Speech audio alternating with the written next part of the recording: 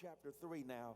I'm going to read from the Message translation, and I need you to stick with me because chapter 3 is hot. It's hot.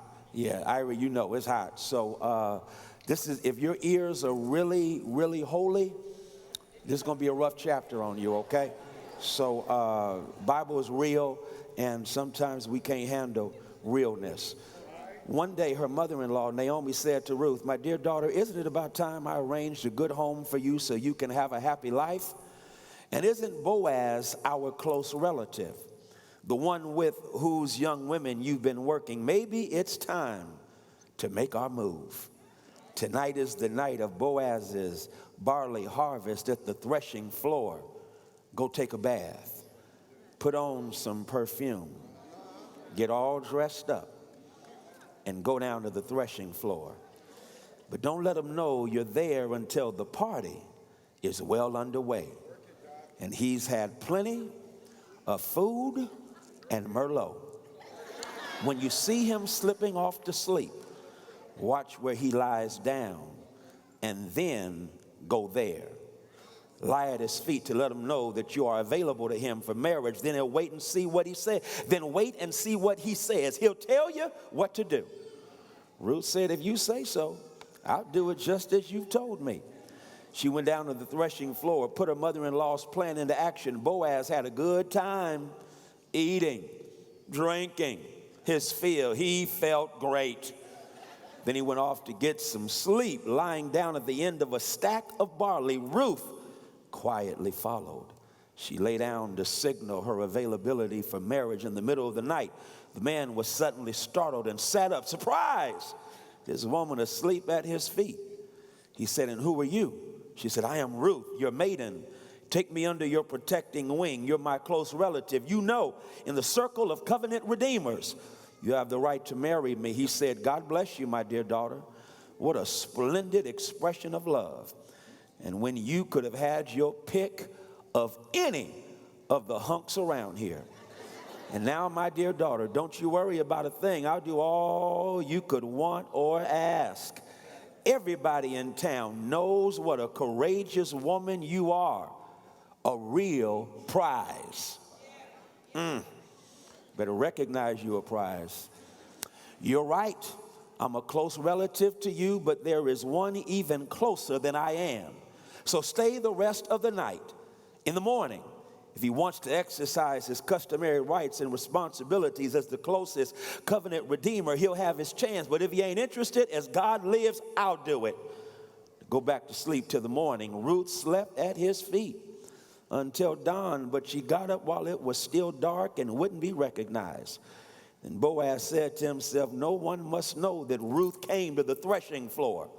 So Boaz said, "Bring the shawl you're wearing and spread it out." She spread it out, and he poured it full of barley, 6 measures, put it on her shoulders.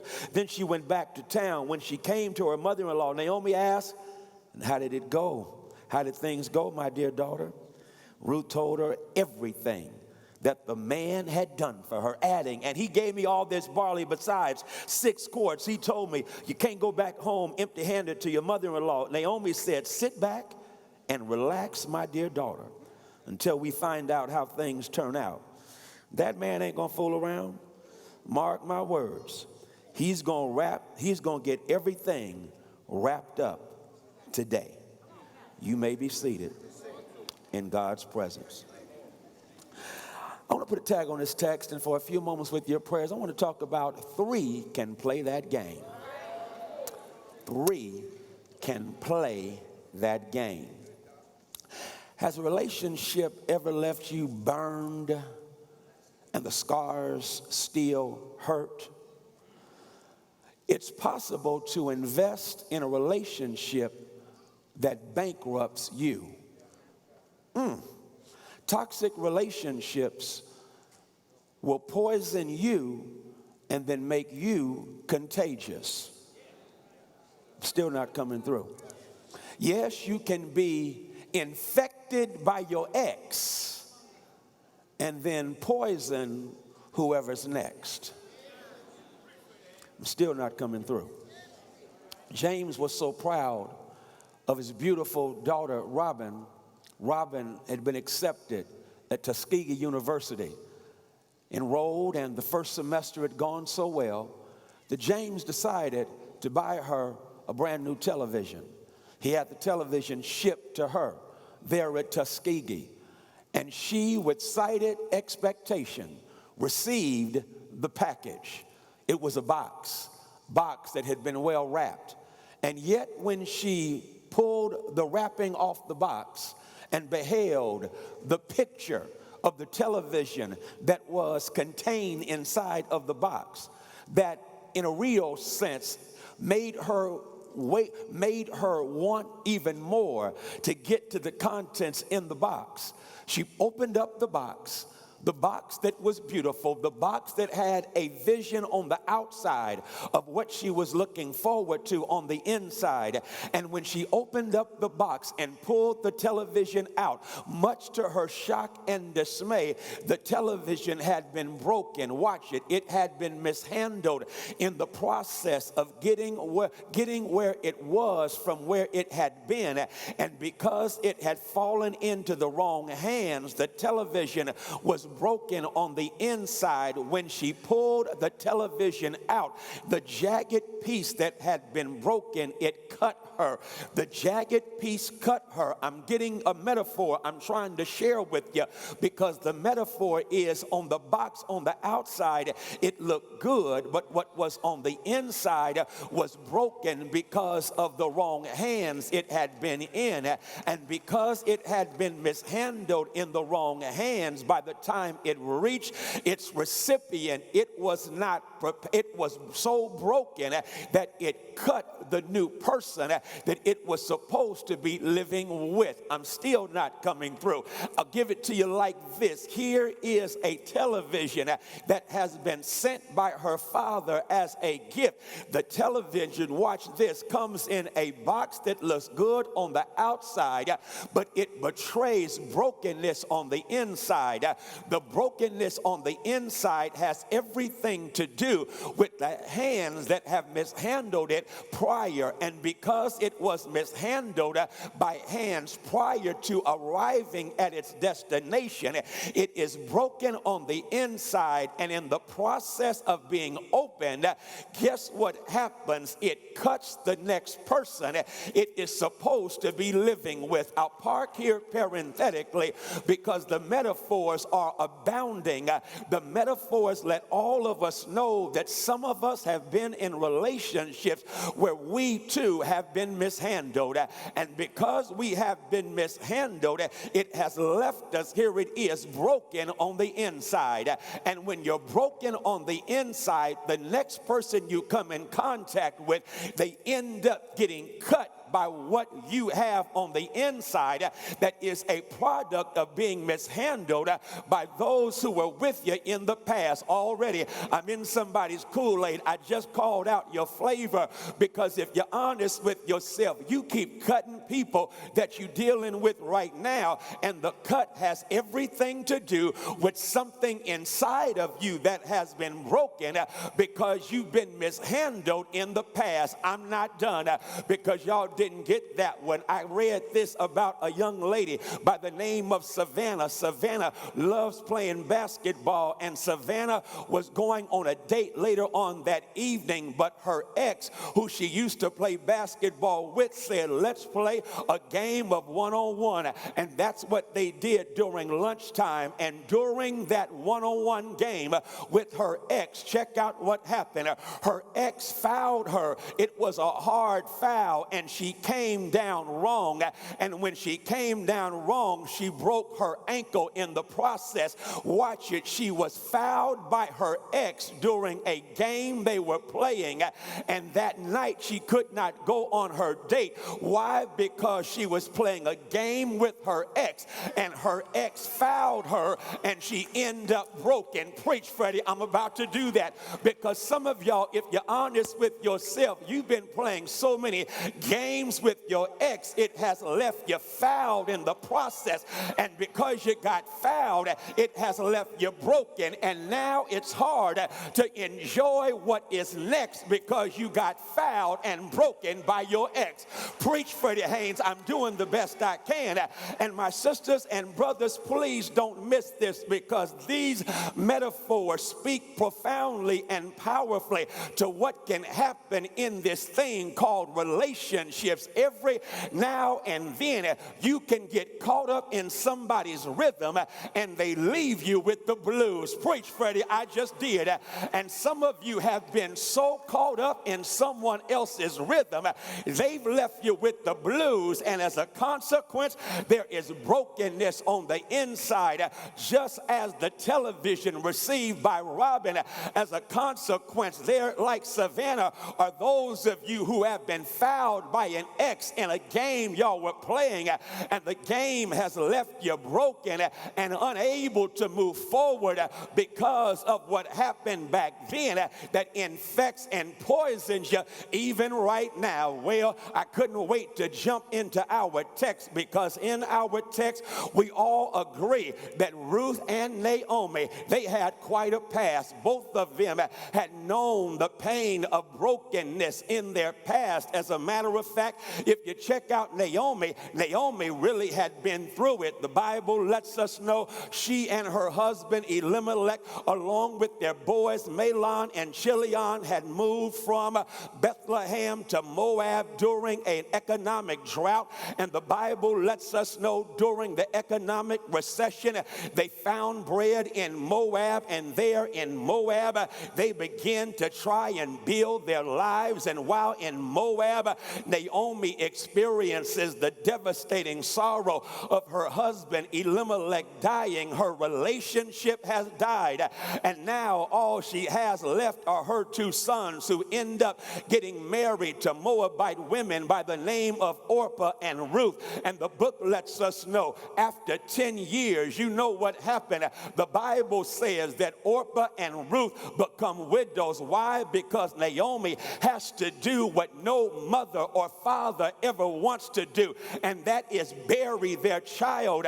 Imagine the heartbreak of Naomi, the bitterness and brokenness of Naomi. Naomi has buried her husband. Naomi has buried her sons, and the Bible says all of that has taken so much out of her that she's no longer herself. When she returned to Bethlehem, you know what chapter 1 ends on a note. It ends on a note of the townspeople saying, "Is this Naomi?"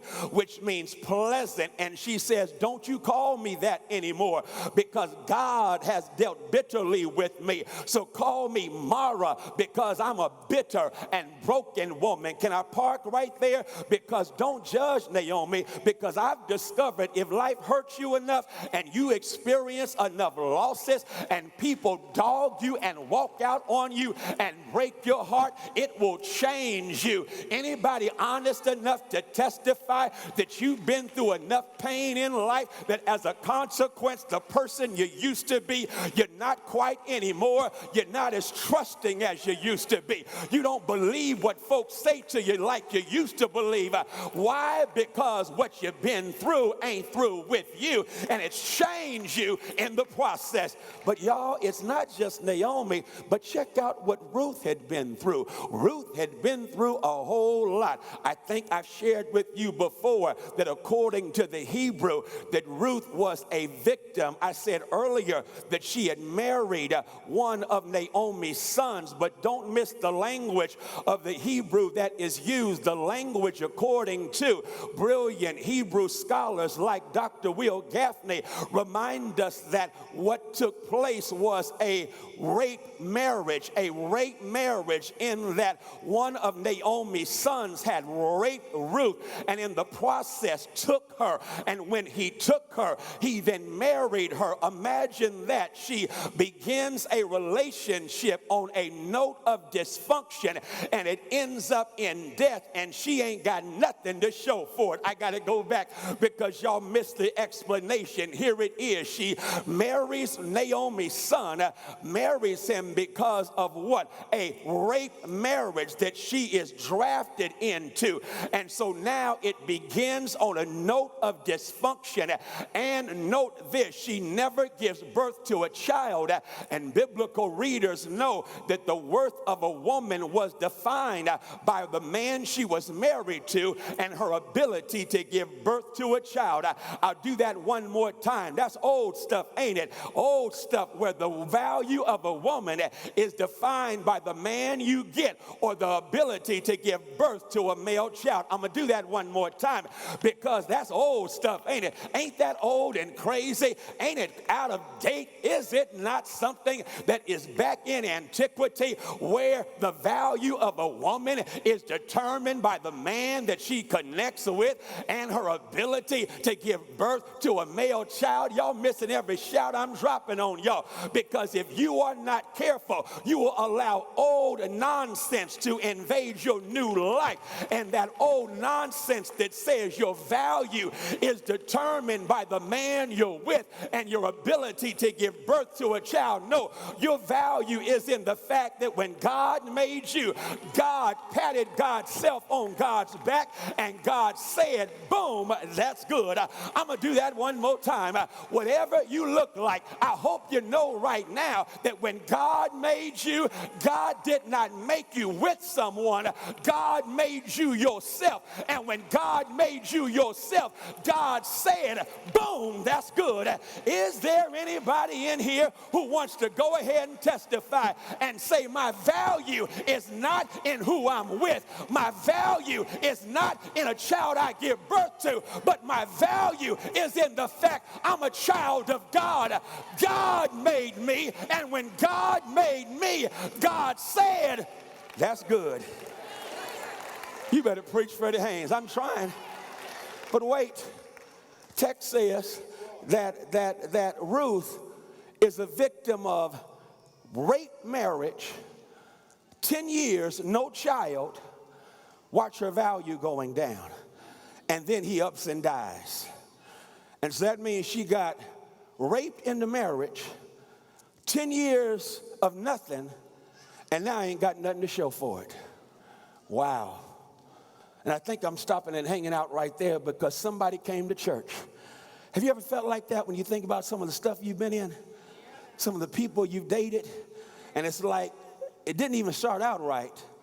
And then you went through it, and now it's over, and you ain't got nothing to show for it. It's like, wow, what a waste of my time. Are y'all that perfect and holy that you ain't feeling nothing I'm saying, even though I'm making real good sense right here? I'll go ahead and give it to y'all since y'all missing this, because that is a part of her early chapter, and her early chapter is one of pain. Her early chapter is one of brokenness. Her early chapter is one of a relationship that did not work out. It ended up dead and leaving her with nothing.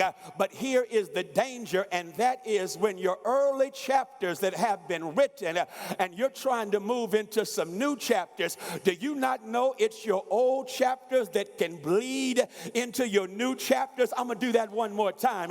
Your old chapters can bleed into your new chapters, and when you haven't resolved your old chapters and they bleed into your new chapters, you can't enjoy new chapters because of the blood that comes from those old chapters. I got to help y'all. I read this story this week. It messed me up about this cat who had some friends, some fraternity brothers who played a trick on him. He's taking a nap in his dorm, and then all of a sudden, in the midst of taking his nap, his frat brothers got some Limburger cheese. Limburger cheese. Have you ever smelled Limburger cheese? It smells like defecation, and they got the Limburger cheese. Y'all didn't get that, defecation, big word for boo-boo. They got some Limburger cheese, and once they got the Limburger cheese, watch what happened. They put some Limburger cheese under his nose, and then they put some on his neck, and he sleep. And watch what happened. When he awakens, he is awakened by a malodorous funk, and the funk, watch this, is messing him up. It ain't even P-funk. Make my funk the P-funk. I'm sorry, I'm having a flashback. And so he has this malodorous funk that is basically on him, but he sniffs, and he said, oh my God, it stinks in here. and he gets up because he has to go to work, and he gets to work, and when he gets to work, it's funky at work, and so he works in the midst of the funk. But then that night he had a date, and when he got ready for this hot date and saw his fly looking woman, look what happened. He picks her up and sees her, but still smells the malodorous funk. And guess what? What he did not know is that everywhere he moved, the problem was not where he was moving, but the problem was him. And if you're not careful, you will believe that if you just change this person, if you just change this location, that somehow stuff will get right. You can change spaces, but carry the same spirit. And if you carry the same spirit, you're going to bring the old funk into your new situation. Oh, Freddy Haynes, you preaching up in here. I'm trying to help someone, because that's exactly what Naomi and Ruth do. Naomi and Ruth hear that the economy is working in Bethlehem. They go back to Bethlehem, but they carry the same infection. And when they arrive in Bethlehem, the Bible lets us know that Naomi says, don't call me that anymore, because I'm a bitter and broken woman. And then watch what happens. Chapter 2 is a wonderful illustration of how a nation sets up a system that repairs those that have been broken by the system. I got to say that where y'all can get it. Chapter 2 is a wonderful system, an economic system that recognizes that there are some who have been broken by the nation, and so the nation has a responsibility when people have been broken to repair what has been broken. You've got to repair those you're responsible for breaking.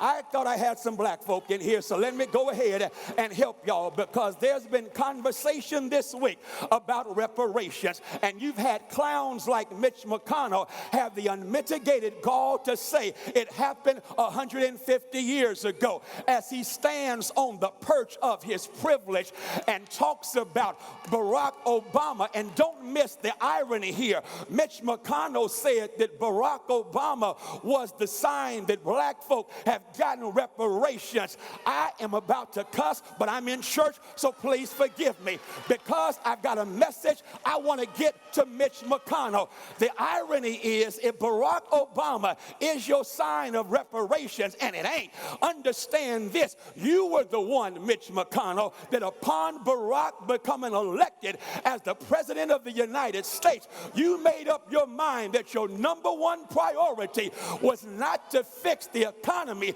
broken by Republicans. It was not to make sure people went back to work. It was not to get our country out of the unjust war in Iraq, but you wanted to make sure that Barack Obama was a one-term president. Are y'all getting the irony right here? He says Barack is our reparations, and yet he spent his entire time trying to fight our reparations, and now he's trying to fight our reparations. And y'all, they tell me that man goes to church.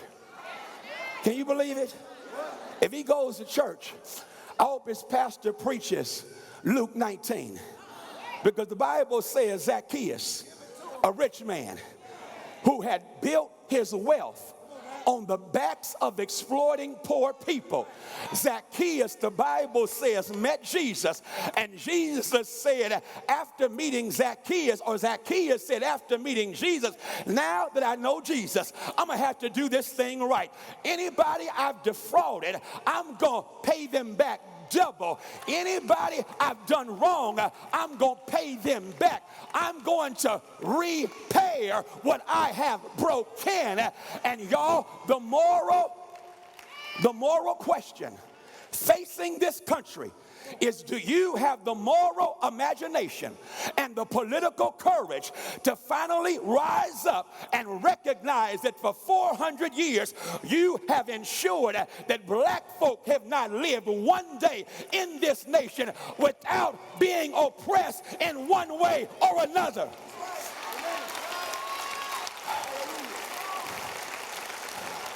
Not one day. So for him to say, that was 150 years ago, I said, Mitch McConnell, I want you to do this. Spend a week being black.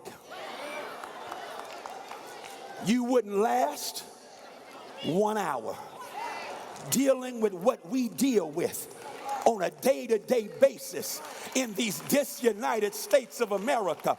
And so hear me, because I see some of y'all black folk. I see you. And you saying, well, that ain't practical. That's what Tim Scott said. He black.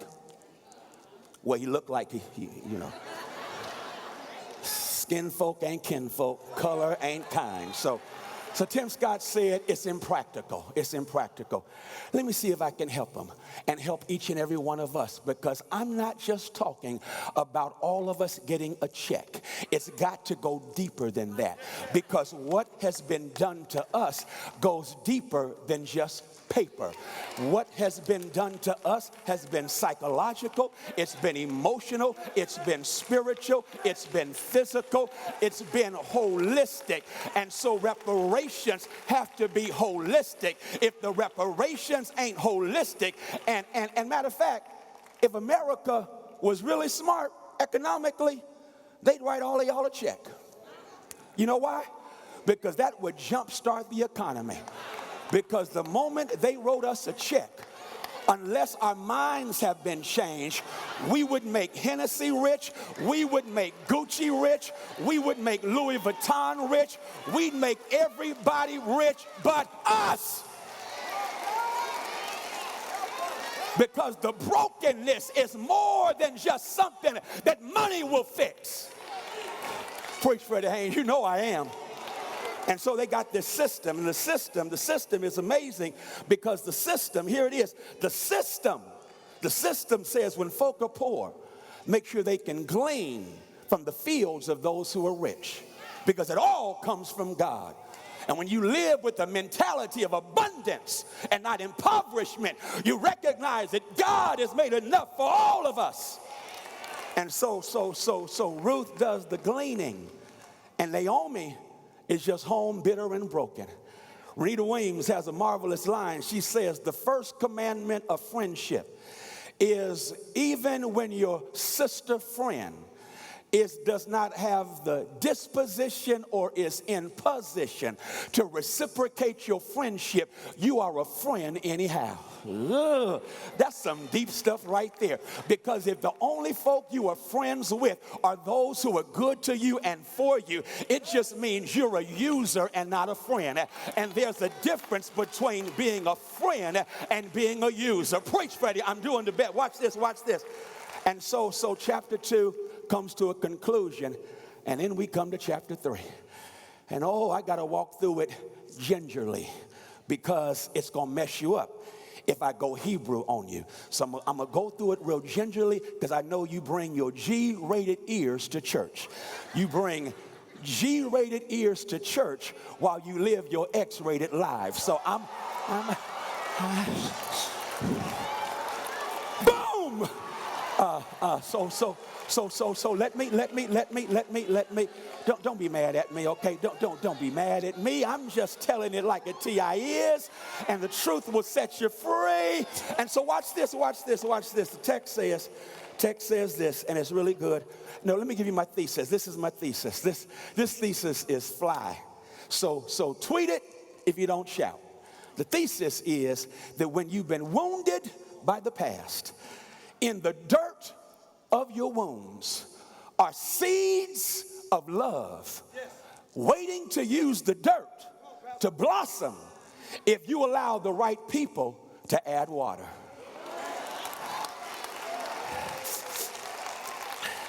That's kind of good, huh? So watch me. How does it work? I'm almost done. Text says this in chapter 3. And I'm going to read it so you won't think I'm making this stuff up, okay? I'm going to read it because I just got to read this thing. This is so good. One day her mother-in-law, Naomi, said to Ruth, my dear daughter, ain't it about time I arrange a good home for you so you can have a happy life? Now, that's the Message translation. And really, when you look at that verse talks about it's about time for you to have security in your life. It's about time for you to experience security. The Hebrew word for security was the same word that was used in Genesis chapter 8. When Noah, during the great flood, after the rain had stopped coming down, Noah sent a dove out, and the dove flew around trying to find, here it is, some solid, secure land on which it could land. And so the dove goes out and cannot find any, here it is, secure place. And that's what my woman Naomi is saying right here. Naomi is saying, I don't want you just always flying around. It's time for you to have your own life. It's time for you to experience security in your life, because when you are a friend, you look out for the quality of life of the person you are a friend with. I didn't, okay. All right, I promise you, this stuff is good. And isn't Boaz our close relative? The one whose young women you've been working with. Maybe it's time to make our move. Tonight is the night of the big party. That's the Haynes translation, okay? Tonight is the night of the big party. And watch what is said right here. Tonight is the night of the big party. And so what's going down at the party is you got to be ready for the party. So go take a bath, because you've been working all day. So go take a bath and then get some perfume. And then put on your red dress.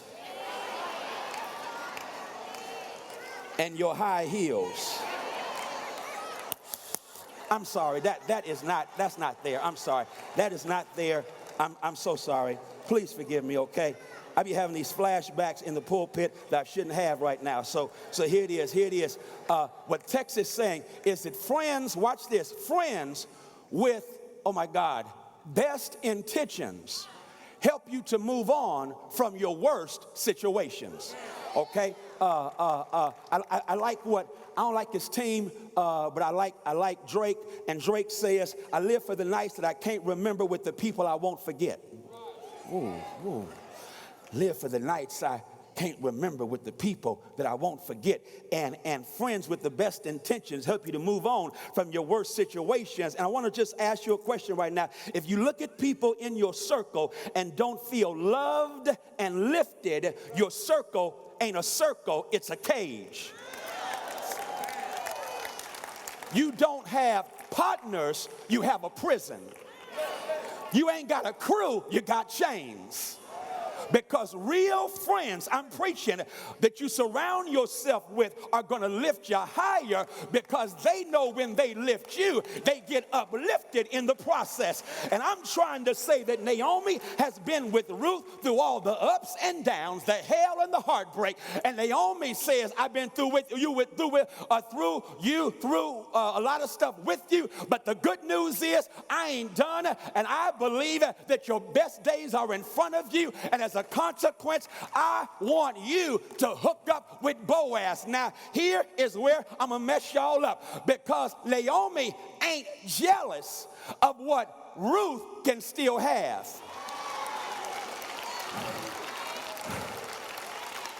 Real friends rejoice when you get blessed.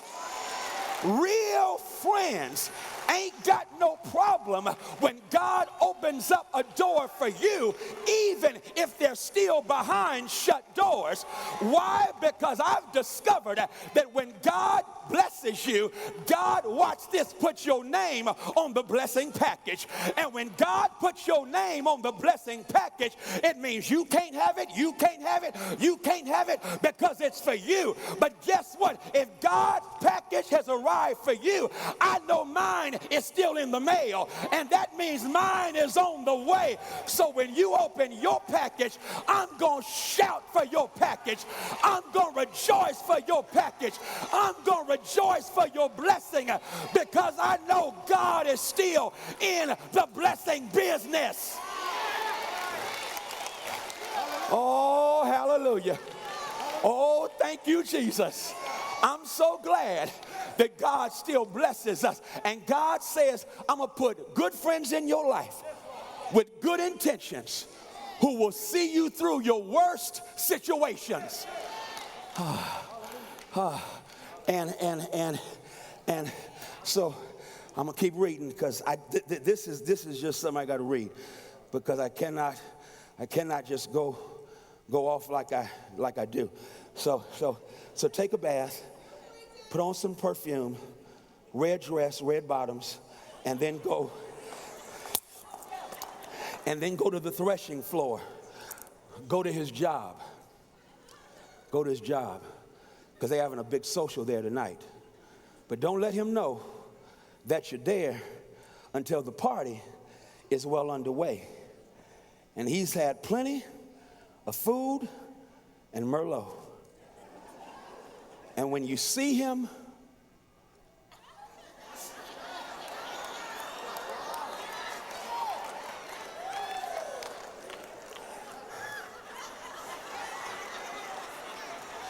man, y'all playing so holy right now. I'm talking about, I remember from my college days how this was, okay? That's why I'm giving y'all that, okay? So at least act like you've been to school. So when you see him, here's what you do. Lie at his feet. Now, let me just be honest with you. In the Hebrew, there's a lot of sexual tension in this, okay? He sleep and got a blanket, and then you pull it up. And you pull it up, and then you lie at his feet. And the word for feet, all right, so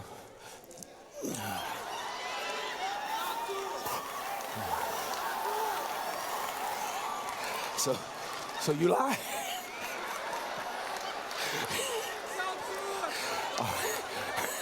Sister Burns, you all right? You all right, Sister Burns? All right. All right, you lie at his feet, lie at his feet, lie at his feet.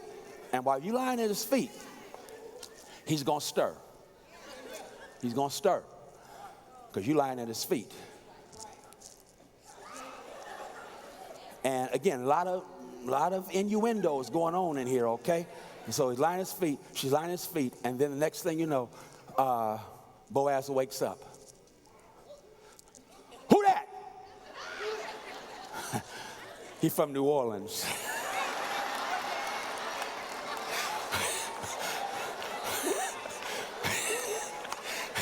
He said, who that? And she says, watch this. I am Ruth. I am Ruth. Please don't miss this point right here, because you have to be conscious of who you are before you think about connecting with someone else. Because if you ain't secure in who you are before you get with someone else, they can make you over in their image and likeness. Because unfortunately, when it comes to relationships, many times we try to adjust to the person we think we can't make it without. And so as a consequence, we wear a mask, and the mask that we wear belies who we really are underneath that mask.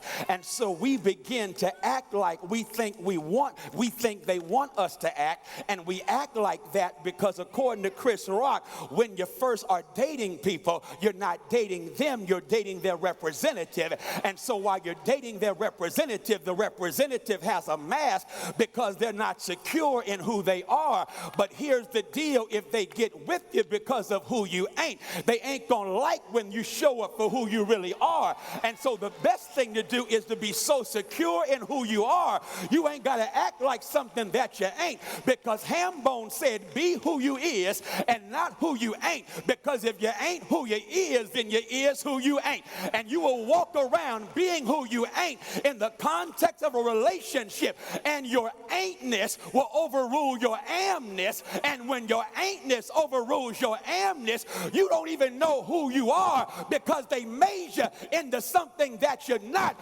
because you've been pretending who you really ain't, and you never get back to who you really are.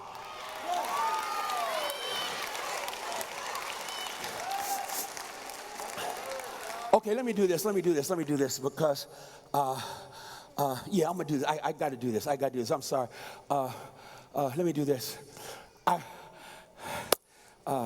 Dick Gregory says that when he was on a comedic tour back in the 50s and 60s, it took him south. Dick Gregory, black comedian, died a couple of years ago. who is conscious. Dick Gregory testifies. He goes to a restaurant, and he's from up north, so he's not tripping on the segregation. And so Dick Gregory sits at the lunch counter and says, "May I have a menu, please?" And this mean-spirited redneck comes up and says, "We don't serve N-words."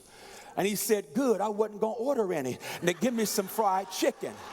Why? Because Dick Gregory already knew who he was. And when you know who you are, you discover the wisdom of our ancestors who said this, and that is, it ain't what people call you, it's what you answer to. And so in the context of a relationship, here's what Ruth says. Ruth says, "My name is Ruth." I etymologically unpack the word Ruth. The name Ruth means friend. And because the name Ruth means friend, she's simply been doing for Naomi what she's been all along. And because she's been consistent with who she is, when Boaz wakes up, Boaz says, "Oh, M to the Jeezy, you are some kind of a hottie, because I thought you'd go after one of them young hunks out there. All of Bethlehem talks about you, about how you are a worthy woman, and because you are a worthy woman, a woman of worth, it's rooted in who you are." Y'all missing your shout right here.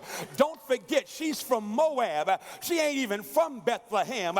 But just like black folk who make their way as marginalized people into the mainstream and do well in spite of being marginalized, that's what Ruth has done.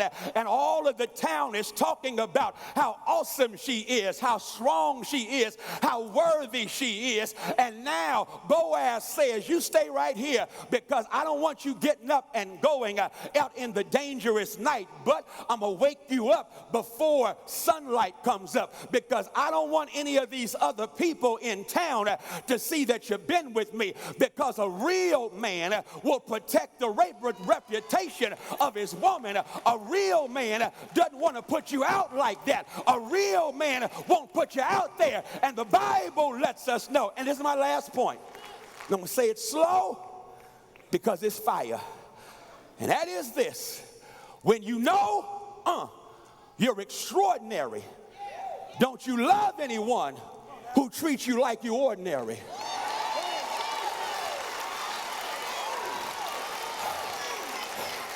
I'm going to come talk to y'all because they missed the shout right there. When you know you're extraordinary, when you know God has done something in your life, when you know what God has raised you up from, when you know how strong you are, when you know what you've overcome, when you know what you've been through, that makes you extraordinary. And since you're extraordinary, don't you let no trifling person treat you like you're ordinary.